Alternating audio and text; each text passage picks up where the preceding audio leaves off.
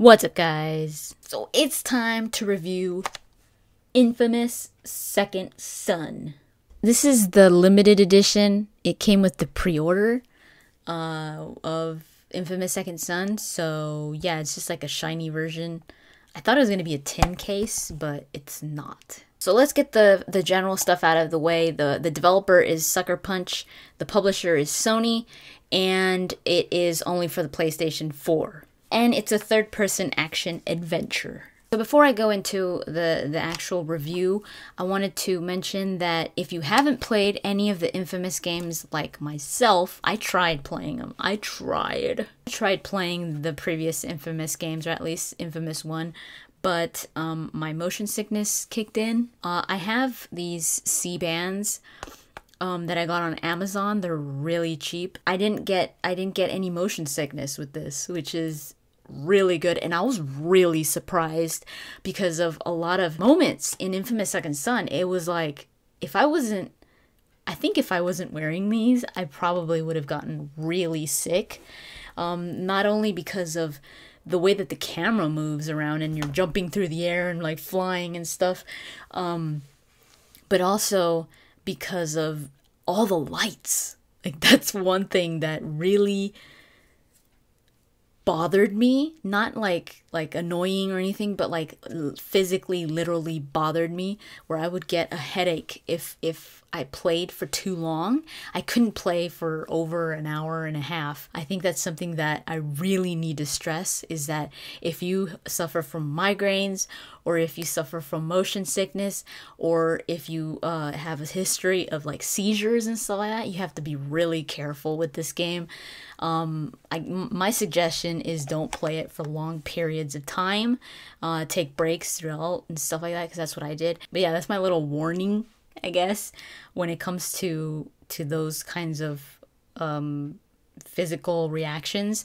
This game is like, there's a lot of flashes, a lot of neon lights, and a lot of fast movement of neon lights. So you play as Delsin Rowe. He's voiced by Troy Baker. He did the motion capture for Delsin as well, and they also got the face model of him, so he actually looks like Troy Baker. I really liked Delsin. I think he's really interesting. He's young.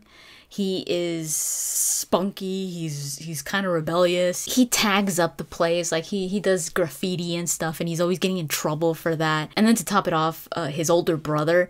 I don't want to go too much into the details, but his older brother is always like, coming down on him, saying, you gotta be responsible in this and that. But his heart's in the right place.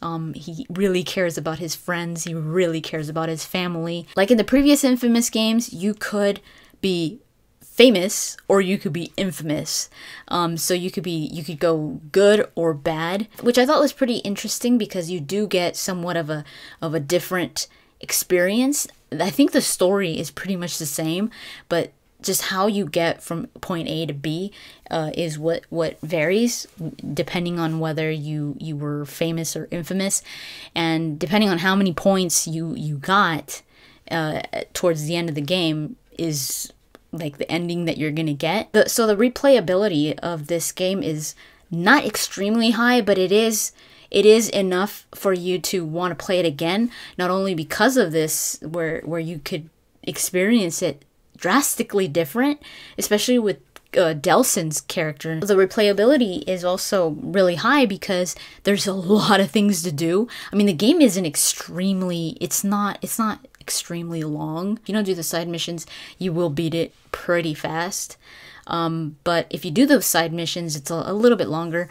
But there's a lot of little side quests to do, little side encounters and stuff like that. And to top it off, they're somewhat of a challenge, because if you don't know anything about Infamous, in the series, you have powers. You have these superhuman powers. In the previous Infamous games, as well as this one. Again, I'm not going to go into the powers or why or what, because that kind of ties into the story, and I want you guys to experience that yourself. But because it is kind of different from the previous Infamous games, throughout the game, you were thinking, okay, what should I use here and what should I use here? It wasn't like, oh, this is the best one or this is the best power, and then the other powers were just like, no, it was like you were constantly interchanging. You were constantly using everything, almost everything that you had. So I found that really cool, because I hate when that happens, and that happens a lot in games where you just kind of stick to one type of combat or one type of skill that you really tend to prefer, and the other ones are just like, I don't really want to do that. But this one, there was a lot of variety in how you approached a fight, but they were challenging. Boss fights, especially. The boss fights in this felt very old school to me. Maybe it's just that I haven't played this type of game for a while now. So, because I haven't played a game like this with boss fights for quite a while, so I don't know how boss fights are nowadays, but this reminded me of the old school boss fights where they were extremely challenging and almost unforgiving. It takes forever to get the boss to like low health, and then you die, and then they're back to like full health or over half health, and you're just like, it got frustrating. At points, I literally felt like I was going to break my controller, I was going to break my console, I was going to break my TV. I was so mad because of that, because it was pretty unforgiving, and some of those fights were so relentless. You die so many times, and you're just like, oh my god, I think I found a way to do it. Like, usually there is a easier way to do it. There's a strategy. But in the end, you felt like you could take on the world. Like, that's what I really liked. During the boss fight, I was like so mad. But afterwards, I was like, dude, this is awesome. Like, I love that they went back to those old school challenging boss fights. The story was interesting, but I wasn't like extremely invested in it, and I think it was because I started to see the potential that it would have had if they had focused more on certain aspects than on the way that they actually did it. It's not just Delsin, there's other characters, and whenever Delsin would interact with the other characters, it was good. Like the acting is top notch.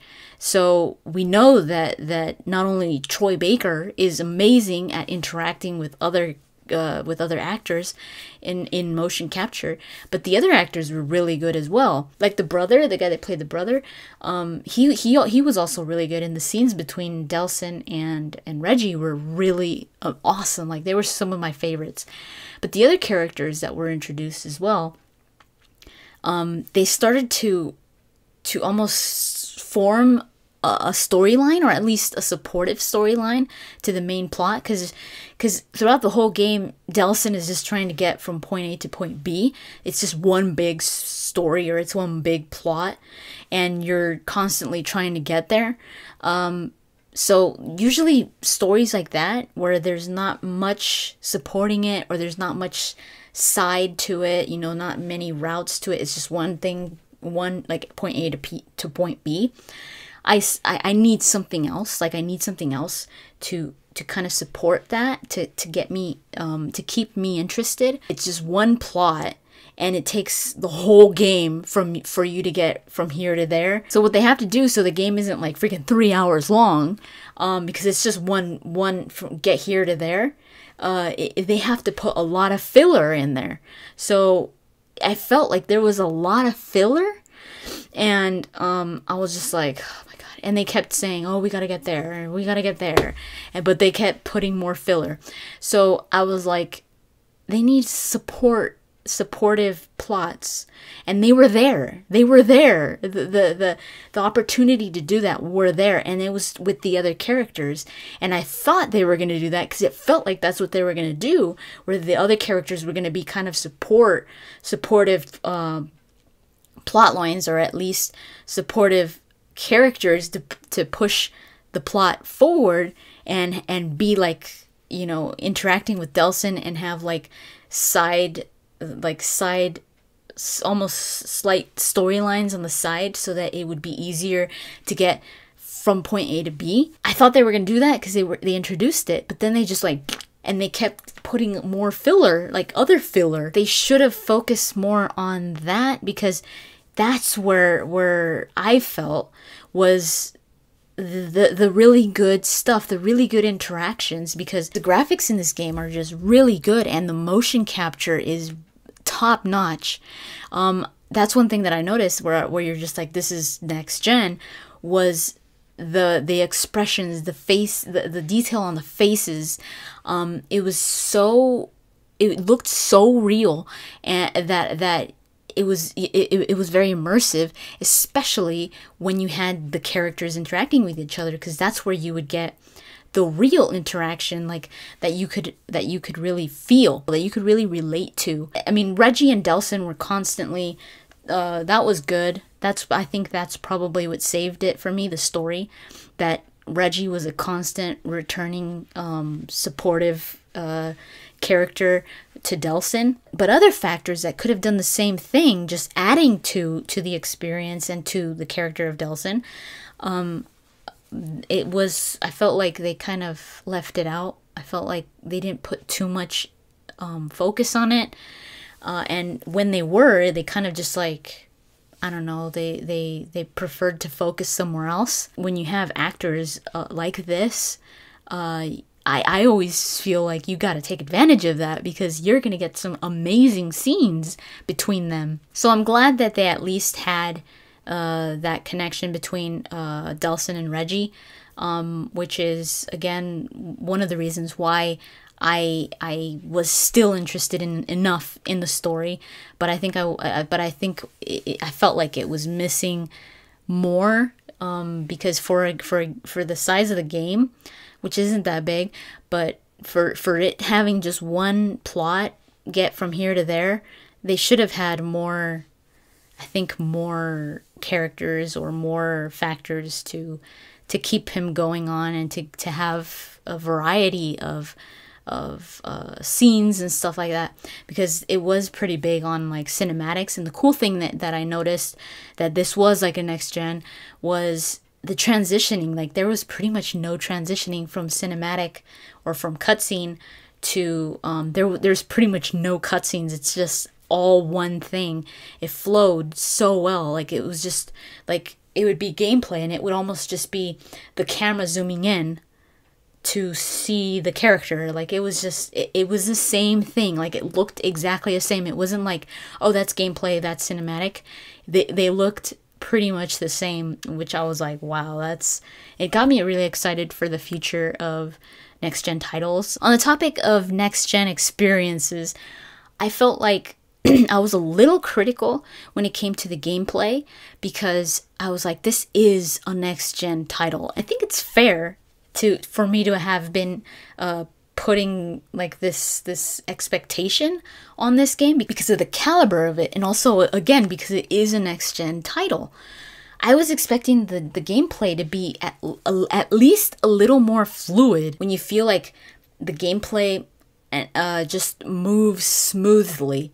That's what I mean by your character when you're running through, especially games that have parkour in it, like Assassin's Creed, Batman, Infamous, third-person games where you're following the character and you are running and you have to be jumping and like climbing. There's this fluidity that you want to feel, because when you don't feel that, it takes you completely out of the immersion, and this intense scene, this intense getaway scene where you're running away from somebody, or where you're just like, ooh, it's like, it could be completely epic if the flow is just constant, where you're just like just run, climb the wall and like go over there, and or whatever you're doing is just so fluid that you could accomplish what you're trying to accomplish easily. Let's say Assassin's Creed 3, the fluidity was like, it was not good, because you'd be running and you would, at least me, I would like push to go up a wall, and Connor would like jump off the freaking the bridge and then go into the water, and I'd be like, Assassin's Creed 4, it was more fluid. I felt like I had more control over Edward, and he would do what I wanted him to do, and it made those escape scenes a lot easier. But this one, when I was playing the game, it didn't feel like I was playing a next-gen title. It looked like a next-gen title when it would get close up and you could see the details and stuff like that. But while playing the gameplay, it didn't feel like a next-gen title because Delsin moved a kind of unnaturally, and it's really hard for me to explain like how he would move, because he would kind of jump too much. It felt like he would float, and I would be like, it was weird. And it wasn't even him using the powers, because when he would use the powers, I had more control. Without using the powers, just the parkour, it was weird. Like it was unnatural, especially when he would climb up walls. He would jump, like the whole time he'd just be jumping like a monkey or something like that. Even just going over like a box, like those things, like maybe a big fan on top of a roof, like just you wanting to go over that. Sometimes it would take him forever. Like sometimes he would just like jump and then grab onto the little ledge, and he would literally almost be like his butt on the ground, and I'd be like, dude, why didn't you just jump over it? Like, why didn't you jump on top of it? I actually recorded this so that I could show it to you guys so you could kind of see what I'm talking about. And then sometimes when I wanted to grab onto a ledge, let's say this is the ledge, he would be jumping, and instead of just jump and grab the ledge like this, like that, he would jump over the ledge and then land and grab the ledge. And I'd be like, it looked weird. So let me show you what I mean.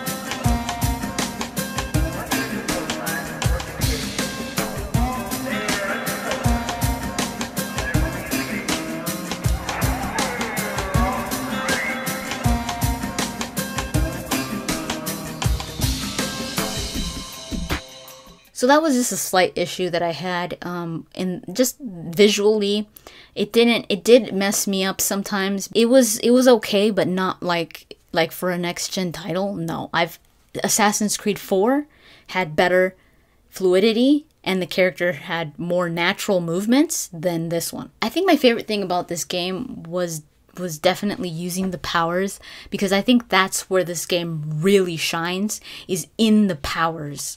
Because everything, when you're not using your powers, it's kind of like, you don't really get an experience with it. There were some side stuff that I liked where you didn't really have to use the powers, like the graffiti. You could actually do graffiti with your PS4 controller, and I was like, dude, this is so cool the way they did it, because you would have to turn the controller on its side, and the trigger of the controller would pretty much become like a spray can, and you would like shake it, and like you can't just draw whatever you want. You are using like the stencil, like Delsin would put like a stenciled paper, and then you would just have to fill it in. The little details and the little side quests also encouraged you to use your powers differently and stuff like that. So again, this title is a standalone title. If you have played the Infamous games in the past, I think you'll get somewhat of a better understanding of what you might be in store for, not only in the gameplay, but also like understanding the world. And also I felt like they did reference a few things from the past games because I was like, wait, I think that's probably from a past game. It's a good introduction to the series, I think. If you don't have a PlayStation 4 and you're wondering whether this game is worth getting a PlayStation 4, if this is the only PlayStation title that you like right now, in my opinion, this game is not worth getting a PS4. That would be pretty much paying over $400 for Infamous. I don't think it's worth that. But if you're like, you know what, in the future, I definitely want that one PS4 title and I want to play this game on the PS4 or whatever, then I'd say this definitely has to be on your list of PlayStation 4 exclusives. That way, yeah, if you already have a PS4, you should definitely play this game because it's just fun. Like, it's fun. And I feel like a wider audience of different types of gamers could enjoy this game because it kind of has a little bit of everything. But yeah, I think that's pretty much all I wanted to say without ruining the story, because I don't want to talk in detail about the powers and stuff like that. But just know that Sucker Punch did a really good job in implementing the powers with the gameplay and implementing them with the combat so that you have like choice of what to use and you're not found just using one over and over and over where it gets boring or repetitive. There's none of that. I didn't feel any repetition in this game. Even after you beat the game, you will still feel like you could go back and play it and not feel like it's repetitive or you're just like, I already did this. They did a really good job of how they brought intrigue and going back and playing the game even after you beat it. Hopefully you guys enjoyed that. Thank you so much for watching, and I'll talk to you guys later.